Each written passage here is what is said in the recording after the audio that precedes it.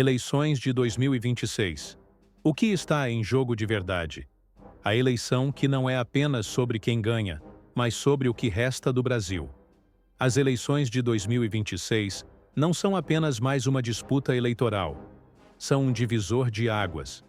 O país chega neste momento fragmentado, cansado, desconfiado e economicamente ferido. O Brasil atravessou crises políticas, escândalos, disputas judiciais, radicalização nas redes sociais, desinformação, violência e uma pandemia que expôs um Estado frágil e uma sociedade dividida. Pela primeira vez desde a redemocratização, uma pergunta paira no ar. O que vai sobrar depois da eleição? A disputa não é apenas entre candidatos, é entre modelos de país. De um lado, grupos que acreditam na centralização do poder e na autoridade forte. Do outro, movimentos que defendem descentralização, participação social, pactos democráticos e reconstrução institucional. Entre esses extremos, milhões de brasileiros que não confiam mais em ninguém. Uma parcela enorme da população que vive um ciclo de cansaço político, descrente do Congresso, descrente do Judiciário, descrente do Executivo. O país vai votar, mas grande parte não acredita que a política resolverá alguma coisa. E é justamente aí que está o perigo. A democracia só funciona quando o cidadão acredita nela, quando o voto não parece apenas um ritual vazio. Mas o Brasil de 2026 é um país exausto. Escândalos de corrupção, operações policiais seletivas, brigas institucionais, decisões judiciais polêmicas, tentativas de manipulação eleitoral, fake news, ódio digital e crises econômicas profundas criaram um ambiente em que o eleitor não quer escolher o melhor, quer apenas evitar o pior. O voto deixa de ser esperança e vira defesa. As eleições de 2026 serão o teste final da democracia brasileira, porque o cenário já não é apenas político, é institucional. O Supremo se tornou protagonista. O Congresso perdeu relevância. As Forças Armadas viraram alvo de disputa simbólica. A imprensa está fragmentada. E as redes sociais são o novo campo de guerra. Nada é neutro. Tudo é politizado. Cada notícia vira versão. Cada fato vira opinião. Cada verdade vira suspeita. O país está preso na batalha da narrativa. O Brasil vai para a urna, com medo do outro lado. E quando o medo decide, a democracia adoece. Sob tensão e desinformação, surgem candidatos que prometem ordem rápida, soluções fáceis, inimigos claros e culpados visíveis. É sempre mais simples apontar o culpado do que resolver o problema. E quando a população desesperada busca salvadores, a história mostra que esse caminho raramente termina bem. Mas também existe outra dimensão dessa eleição: a economia. O país enfrenta desemprego estrutural, informalidade crescente, inflação que castiga os mais pobres e insegurança alimentar em níveis que não deveriam existir. Milhões vivem com menos do que o mínimo. Empresas fecham. Serviços públicos colapsam. O Estado está caro, lento, pesado e ineficiente. A pergunta que o eleitor quer responder não é quem vencerá, mas quem pode salvar o país. E quando a política não apresenta respostas claras, a democracia perde seu valor. As eleições de 2026 também serão o retrato da guerra digital. Bots, ataques coordenados, manipulação de redes, compra de opinião, chantagem política e exércitos de influenciadores. Nunca foi tão fácil enganar tanta gente tão rápido. E nunca foi tão difícil confiar em qualquer informação. O Brasil está entrando em uma disputa nacional com uma população desinformada, polarizada e emocionalmente esgotada. Não é o melhor cenário para votar. Mas é o único que temos. E há um terceiro ponto: a fragmentação institucional. A relação entre poderes nunca foi tão tensa. O Executivo já não governa sem o Congresso. O Congresso já não aprova nada sem o Supremo. O Supremo já não age sem repercussão pública. O povo já não acredita que qualquer um deles age por interesse do país. A confiança evaporou. E sem confiança, a democracia se torna teatro. 2026 será o palco em que saberemos se o país ainda acredita no sistema ou se está pronto para abandoná-lo. O Brasil vai decidir mais do que um presidente. Vai decidir qual modelo de poder quer para o futuro. Vai decidir se aceita o extremismo como linguagem política. Vai decidir se a justiça continuará governando onde a política falha. Vai decidir se o país pertence ao povo ou aos interesses de grupos invisíveis que controlam verbas, obras, cargos e alianças. Vai decidir se consegue sobreviver a mais 4 anos de conflito. E por trás dessa disputa há algo ainda maior: a sensação de que o próximo presidente pode não ter poder para governar. O país se tornou ingovernável? A eleição resolve algo? Ou é apenas o início de outra guerra? Este documentário mergulha nas camadas que ninguém quer discutir. Não quem vai ganhar, mas o que vai sobrar depois que ganhar. A democracia sob pressão. O país que não confia mais em ninguém. A primeira grande questão das eleições de 2026 não é sobre candidatos, partidos ou coalizões. É sobre confiança. O Brasil chega a essa disputa com a democracia funcionando no papel, mas extremamente fragilizada na prática. As instituições continuam de pé, porém sua credibilidade está no chão. O brasileiro comum não acredita no Congresso, desconfia da justiça, não sente o governo presente e não vê resultado na política. É um país onde quase todo mundo acha que está sendo enganado por alguém. E quando a sociedade deixa de confiar na democracia, a democracia passa a existir apenas como ritual. O problema começou há muitos anos, mas se agravou com a radicalização recente. Escândalos de corrupção destruíram a fé no sistema político. Operações policiais transformaram investigações em espetáculo público. Redes sociais transformaram opinião em sentença. A justiça se tornou personagem de noticiário diário, anulando decisões, prendendo, soltando, investigando e interferindo na política como nunca antes. Cada poder passou a desconfiar do outro. Cada cidadão passou a desconfiar de todos. O resultado é um país onde ninguém fala em estabilidade. Todo brasileiro acredita que existe algum interesse oculto por trás de decisões públicas. Quando o presidente governa, dizem que é por ideologia. Quando o Congresso vota, dizem que é por troca de favores. Quando o Supremo julga, dizem que é por vingança ou proteção. A palavra instituição perdeu o sentido original. Não simboliza ordem, lei e democracia. Simboliza disputa, poder e vantagem política. Nesse ambiente, a eleição de 2026 acontece dentro de um campo minado. A população está dividida em grupos que acreditam em versões diferentes da realidade. Para uma parte do país, a justiça é guardiã da democracia. Para outra, é um poder que ultrapassou seus limites. Para alguns, o Congresso é representação popular. Para outros, é um mercado de negociações permanentes. Para uns, o executivo governa. Para outros, só existe crise, escândalo e improviso. O Brasil discute política como uma guerra, não como escolha.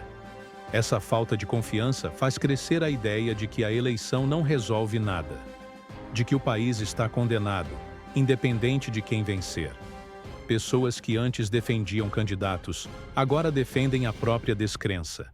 Há quem vote apenas por obrigação. Há quem vote apenas para impedir alguém de ganhar. Há quem escolha o menos pior. A democracia, que deveria representar esperança, virou instrumento de sobrevivência política. E há um elemento ainda mais perigoso: a desinformação. Nunca foi tão difícil separar fato de invenção. Nunca houve tanta notícia falsa, manipulada, alterada, tirada de contexto. O eleitor recebe ataques, escândalos, denúncias, promessas e vídeos todos os dias, a maioria sem fonte confiável. O país inteiro vive dentro de uma disputa digital que opera 24 horas por dia. políticos não precisam de verdade, precisam de narrativa. E quando a narrativa se torna mais importante que a realidade, a democracia se transforma em teatro. As eleições de 2026 podem ser o momento em que o Brasil decide se acredita ou não no próprio sistema. Se a população continuar a enxergar política como guerra, o resultado não será apenas outro governo fraco. Será uma democracia paralisada. Porque o Brasil não está apenas polarizado, está traumatizado. O povo não confia. E quando o povo não confia, nenhum governo consegue governar. Tudo indica que 2026 será uma eleição onde os candidatos não vão disputar projetos, ideias ou futuro. Vão disputar a narrativa do medo. O discurso central não será "vote em mim porque sou a solução", mas "vote em mim porque o outro é o problema". Esse tipo de campanha não constrói país, constrói inimigos. E um país que só enxerga inimigos deixa de enxergar soluções. No final, a pergunta principal não será quem venceu. Será: o Brasil acredita no resultado? Porque democracia não depende apenas da urna. Depende da confiança do derrotado. Se o país não confia no sistema eleitoral, no tribunal que valida os votos, nos partidos que disputam o poder e nas instituições que controlam o processo, então a vitória não cura nada. Apenas adianta a próxima crise. As eleições de 2026 serão o retrato de uma sociedade que perdeu a fé no próprio país. E antes de escolher um presidente, o Brasil terá de responder outra questão muito mais profunda. Ainda acreditamos na democracia ou apenas sobrevivemos dentro dela? A guerra digital, redes sociais, fake news e o voto manipulado. As eleições de 2026 não serão decididas apenas nas ruas, nos debates ou na televisão. Serão decididas no lugar onde o país realmente vive hoje, nas redes sociais. Ali, a política deixou de ser opinião e virou estratégia de guerra. Não é mais sobre convencer, é sobre manipular, inflamar, enganar, viralizar e destruir reputações antes que o eleitor perceba. Quem controla a rede, controla a narrativa. E quem controla a narrativa, controla o voto. O Brasil é um dos países onde a população mais usa redes sociais no mundo. Milhões passam o dia dentro de aplicativos, recebendo notícias, vídeos, rumores, prints, memes, trechos de entrevistas, recortes de discursos e acusações de todos os tipos. Só que quase nada vem de fontes confiáveis. O conteúdo circula sem checagem, sem contexto, sem verdade. E quando notícia falsa circula mais rápido que notícia verdadeira, a opinião do eleitor deixa de nascer da realidade e passa a nascer da manipulação. Grupos políticos descobriram que não precisam ganhar o debate. Basta confundir a população. Se o eleitor não sabe o que é real, ele deixa de acreditar em tudo. E quando ninguém acredita em nada, qualquer narrativa pode se tornar verdade. Essa é a lógica da guerra digital. A disputa não é pela razão, é pela emoção. Não é pela prova, é pelo impacto. Vídeos curtos, mensagens diretas, frases chocantes, teorias conspiratórias, edições manipuladas. Uma mentira bem contada circula mais rápido que um esclarecimento oficial. E o mais grave é que essa guerra não acontece apenas de forma espontânea. Há organizações, empresas e grupos dedicados a produzir desinformação.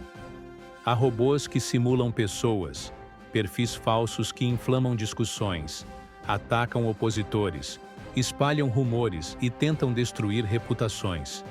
De madrugada até a madrugada seguinte, máquinas trabalham para influenciar o humor político do país. Não importa quem está certo. Importa quem parece estar vencendo. A consequência disso é devastadora. Muitos eleitores escolhem candidatos com base em vídeos montados, prints falsos, frases inventadas, escândalos fabricados ou rumores que nunca existiram. Pessoas deixam de participar de debates reais e passam a participar de guerras imaginárias. Famílias brigam por versões. Amizades se rompem por boatos. O eleitor se torna alvo. O voto deixa de ser escolha livre e passa a ser reflexo de manipulação. E não é apenas a mentira que manipula. A verdade também pode ser editada, cortada, distorcida e apresentada de forma a parecer outra coisa. Uma frase recortada vira ataque. Uma imagem fora de contexto vira prova. Uma cena filmada por um celular vira julgamento instantâneo. Não há tempo para reflexão. O país vive de sensação, não de informação. E quem controla a sensação domina a opinião pública. O problema se agrava porque o Estado não tem estrutura para combater isso. Campanhas de alerta não alcançam a velocidade da internet. Fiscais eleitorais não conseguem acompanhar o volume de conteúdo. Plataformas não conseguem controlar tudo que é publicado. E quando tentam bloquear, são acusadas de censura. A democracia nunca esteve tão vulnerável. Pela primeira vez na história, a maior arma eleitoral não é o palanque, é o algoritmo. Candidatos perceberam que não precisam convencer milhões. Só precisam gerar impacto suficiente para quebrar a confiança no adversário. Um boato bem espalhado durante 24 horas pode mudar uma eleição inteira. O país vive um ambiente onde qualquer um pode destruir reputações com um celular. E quando todos podem acusar, ninguém precisa provar. O eleitor brasileiro será bombardeado por uma avalanche de informações até 2026. Ataques, denúncias, prints, dossiês, escândalos, números falsos, áudios vazados, inteligência artificial criando imagens e discursos que nunca aconteceram. Chegará um momento em que nem o acusado poderá provar que é mentira, porque a mentira já terá se tornado verdade para quem importa: o eleitor emocional. Isso significa que as eleições de 2026 não decidirão apenas quem é o melhor candidato. Decidirão quem tem mais força para vencer a guerra por atenção, quem tem mais ataques para derrubar o outro, quem tem mais influência para dominar o algoritmo, quem tem mais máquina para manipular a percepção da realidade. O voto digitalizado não é livre, é induzido. E se a democracia depende da consciência do eleitor, então o maior risco de 2026 não é perdermos a eleição. É perdermos a capacidade de distinguir a verdade.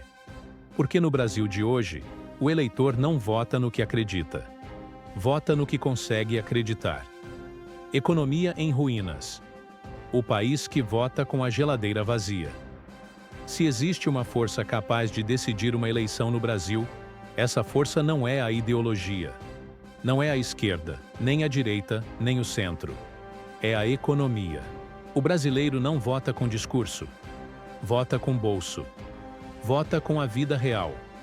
Vota com a dificuldade de pagar aluguel, encher a geladeira, comprar gás, pagar transporte, manter os filhos na escola e escapar da violência que nasce justamente da falta de oportunidade. Em 2026, milhões irão às urnas com uma pergunta simples: quem vai fazer o país voltar a funcionar? O Brasil chega às próximas eleições com um cenário de crise longa e silenciosa. O problema não é apenas desemprego, é pior. É um país cheio de gente trabalhando sem carteira assinada, recebendo pouco, sem direitos, sem estabilidade, sem futuro. O trabalhador brasileiro virou sobrevivente. Faz bico, entrega comida, vende doces, faz serviço temporário, dirige por aplicativo, trabalha para plataformas que pagam cada vez menos e custam cada vez mais. Não há estabilidade. Não há plano. Não há horizonte. Enquanto isso, a inflação corrói tudo. Não é a inflação que aparece no jornal. É a inflação que aparece no carrinho do supermercado. O arroz, o óleo, o gás, a carne, a passagem de ônibus. Para quem ganha pouco, cada centavo importa. E quando o salário não cresce, a crise aumenta. A economia tornou-se um labirinto. Cresce para a estatística, mas não cresce para o povo. Os números dizem que o país está melhor. O bolso diz que está pior. A classe média, que historicamente sustentou o consumo e a economia, também está se desfazendo. Muitos perderam renda, venderam carros, mudaram de bairro, abandonaram planos, desistiram de faculdade. A mobilidade social, que já foi sonho do brasileiro, virou lembrança. O país que prometia a ascensão virou o país da estagnação. O trabalhador luta para não cair, não para subir. E quando o povo não sobe, o país para. Nas próximas eleições, candidatos vão prometer crescimento, emprego, renda, reformas e milagres econômicos. Mas o brasileiro está cansado de promessa. Já ouviu tudo, já acreditou em tudo. E continua no mesmo lugar. Para milhões, a política não mudou a vida. E quando a política não muda a vida, o voto deixa de ser escolha racional e passa a ser desespero. Muitos votarão em quem parece menos pior. Outros votarão em quem promete solução rápida, mesmo que seja impossível. Esse é o maior risco eleitoral. A chegada do candidato que promete atalhos, soluções mágicas, mudanças radicais. Quem fala o que o povo quer ouvir. Quem coloca a culpa em grupos específicos. Quem promete destruir o sistema. Quem garante que vai resolver em meses o que o país não resolveu em décadas. Em momentos de crise econômica, aparecem líderes que não querem governar, querem mandar. E quando a população está desesperada, esse discurso convence. A distância entre o Brasil real e o Brasil oficial nunca foi tão grande. No noticiário, fala-se de PIB, mercado financeiro, taxa de juros. Na vida real, fala-se de falta de dinheiro, aluguel atrasado, dívida no cartão e dificuldade de comprar comida. A economia virou teoria para especialistas e tragédia para quem anda de ônibus apertado no final do dia. As eleições de 2026 serão decididas pelas pessoas que carregam sacolas pesadas para casa e contas ainda mais pesadas para pagar. Serão decididas pela mãe que acorda às 5 da manhã para trabalhar, pelo pai que perdeu o emprego, pelo jovem que nunca conseguiu ter carteira assinada, pelo idoso que depende de remédios que o Estado não fornece. O voto nasce do sofrimento. Se a economia não se recuperar, o próximo presidente começará o mandato com um país convulsionado. Porque fome não espera, dívida não espera, desespero não espera. E um povo desesperado faz qualquer escolha. A história mostrou isso no Brasil e em muitos países do mundo. Por isso, a grande questão econômica de 2026 não é quem vencerá. É se quem vencer terá condições de governar um país cansado, quebrado e desconfiado. Porque o brasileiro vai votar com o estômago, não com o coração. E quando a fome chega à urna, a democracia treme. As eleições de 2026 podem mudar o rumo da política. Mas só mudarão o país se mudarem a vida real do povo. Caso contrário, serão apenas mais um capítulo da mesma história. Promessas grandes, resultados pequenos e um futuro que nunca chega. O poder invisível. Quem realmente controla a política brasileira? Nas eleições de 2026, os brasileiros vão votar olhando para as urnas. Mas o verdadeiro jogo não acontece ali. A disputa real está nos bastidores, longe das câmeras, longe dos discursos ensaiados, longe das propagandas eleitorais. Porque no Brasil, o poder não está apenas no presidente. O poder está nas alianças que ninguém vê, nos acordos que nunca são publicados, nos interesses que atravessam governos, partidos, tribunais, corporações e grupos econômicos. O eleitor vota, mas não escolhe sozinho. Há forças que decidem antes que a população acorde. Os candidatos que aparecem nas telas não chegam ali por acaso. Cada um representa interesses. Alguns representam bancos, outros representam setores da indústria, outros representam grupos regionais, outros defendem corporações públicas, outros são financiados por empresários que esperam retorno em contratos, obras e políticas sob medida. Na superfície, a eleição é um evento democrático. Nos bastidores, é uma disputa por espaço de poder. E quanto maior a crise política do país, maior é o preço de cada apoio. O Brasil é governado por sistemas paralelos. Há o poder institucional que todos conhecem: executivo, legislativo e judiciário. Mas há também o poder invisível: grupos que financiam campanhas, que influenciam imprensa, que pressionam tribunais, que negociam em Brasília, que controlam máquinas partidárias e que decidem estratégias eleitorais. Nada disso aparece no horário político, mas é lá que o Brasil é moldado. O Congresso é um exemplo perfeito dessa engrenagem. Um presidente pode ter milhões de votos, mas se não controlar a base parlamentar, não governa. Não aprova leis, não executa projetos, não altera orçamento, não negocia com governadores. Isso significa que o vencedor das eleições precisa vencer novamente dentro do Congresso. E essa segunda eleição é mais cara que a primeira. Ali, cada voto é moeda. Cada deputado tem preço político. Cada bancada tem interesse próprio. Por isso, no Brasil, quase nenhum governo consegue governar sem alianças com grupos que pensam diferente dele. Presidentes se elegem com discurso de mudança, mas governam com acordos velhos. É por isso que tantos chegam ao poder prometendo ruptura e acabam entregando continuidade. Porque o sistema engole o eleito. E se ele não for engolido, é derrubado. Existe ainda outro poder silencioso: o poder da máquina administrativa. São milhares de cargos estratégicos, empresas estatais, diretorias, ministérios, autarquias e agências que movimentam bilhões de reais em contratos, obras e licitações. Quem controla esses espaços não controla apenas orçamento.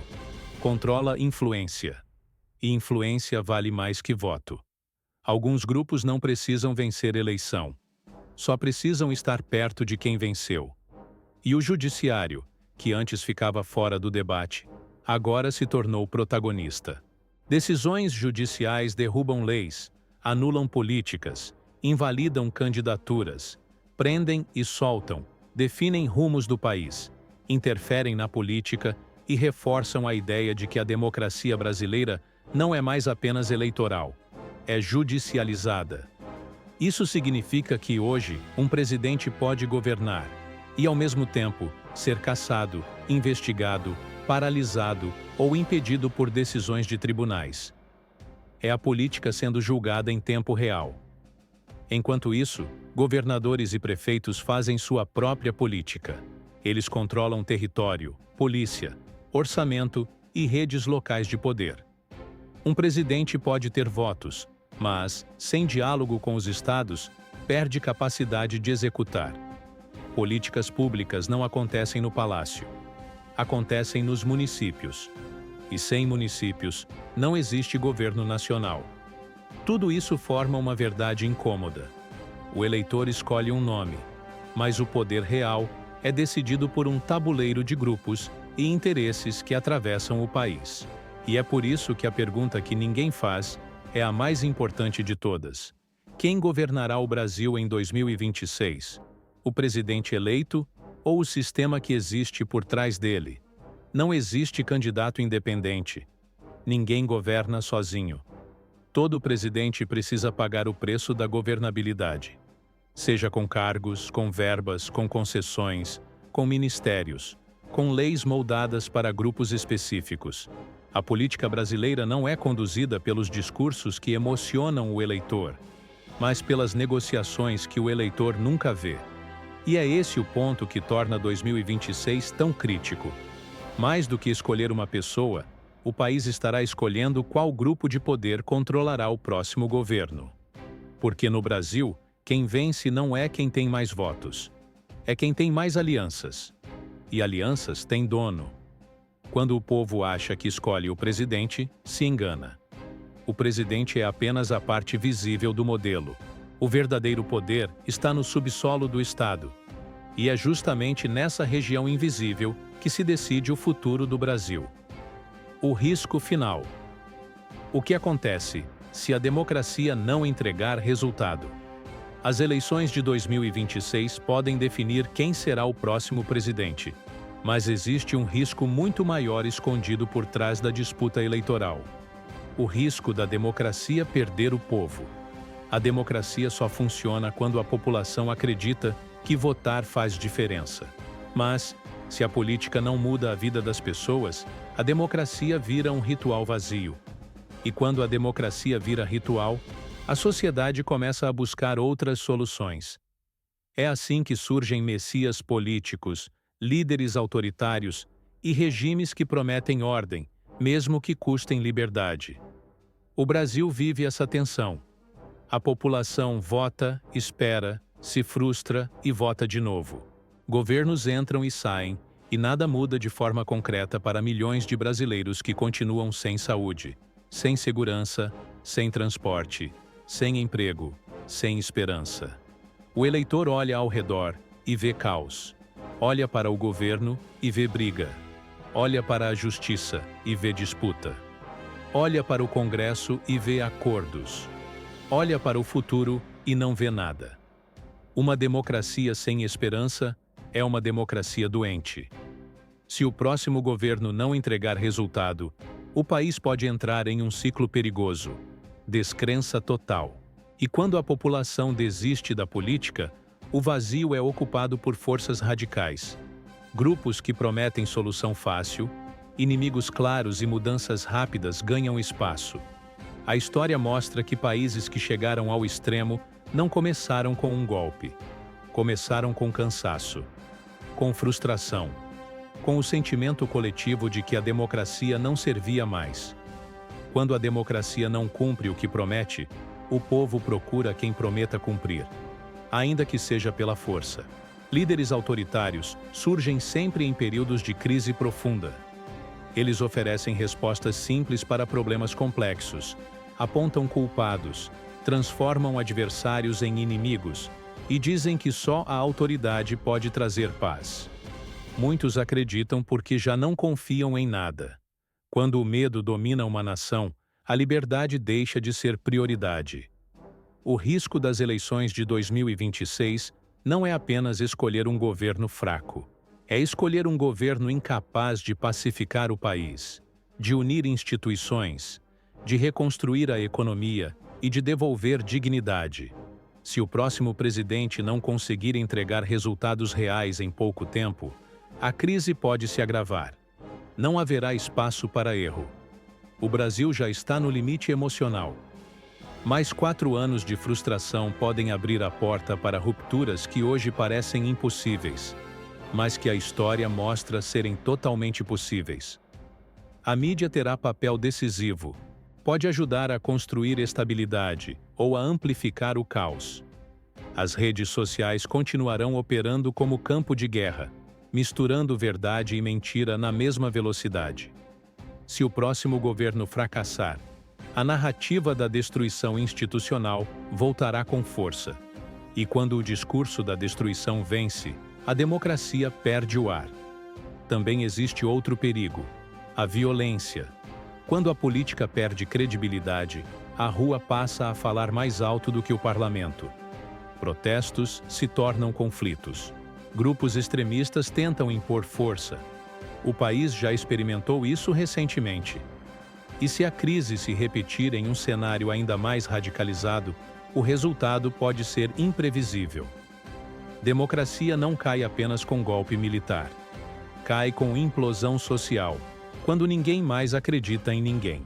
Se, por outro lado, o próximo governo conseguir reconstruir um mínimo de estabilidade, oferecer sinais reais de recuperação econômica, restabelecer diálogo e devolver esperança à população, a democracia pode sobreviver.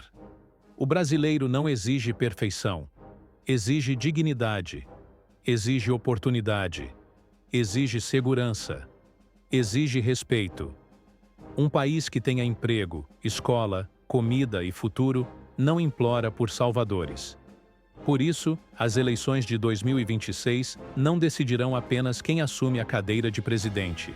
Decidirão se a democracia continuará sendo um caminho viável ou se tornará apenas uma palavra bonita em discursos oficiais. O perigo não é perder a eleição. O perigo é perder o povo. o Brasil está diante de um teste histórico. Ou a democracia prova que serve para alguma coisa, ou ela será descartada como tantas outras promessas que o país já viu desaparecer. E se isso acontecer, ninguém sabe o que vem depois.